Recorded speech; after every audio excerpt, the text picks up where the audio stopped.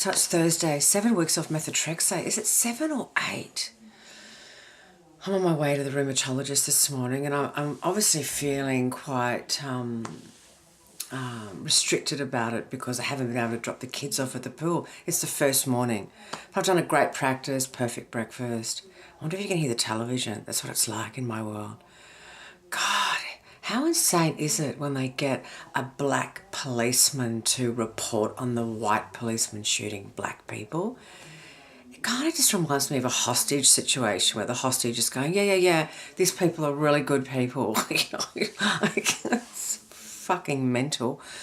My rheumatologist and I, have an interesting dynamic. I mean, he thinks I'm just a right hippie nutter, And the state he saw me in when I got there in November last year, he's like, we don't live in the dark ages, you don't have to be doing any of this, because he just could not get over the level of my disease, the level of my pain, and the fact that I was still saying no to pharmaceuticals. He just thought, fuck.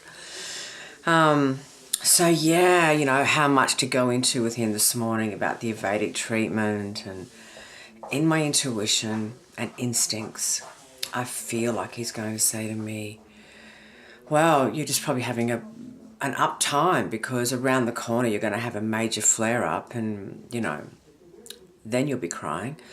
Something like that. So yeah, it's kind of daunting. But good. Anyway, I was thinking about Fifi Lakura, my girlfriend who I'm going to see when I go to Copacabana. I lost track that we actually saw each other in 95, so 21 years ago, when I was a complete nutcase on my way from coming off the radio in Sydney as I was going to Perth after that really horrific relationship I was in. So I saw her then. And before that, we connected again at another time when I was selling Timeshare. Yeah. In Para doesn't matter. Parramatta. We had this apartment building that was like beach house in Coolangatta, and we had it built off-site in Parramatta. We used to bring the people through and stitch them up. Although Timeshare has stood the test of time. Like, people are still using Timeshare around the world. Although that we had awful selling tactics about you've got to join today because if you don't get this deal and, all that. And when you announced that somebody had joined, you get champagne. And back in the day, it was that kind of wild 80s time, Yeah.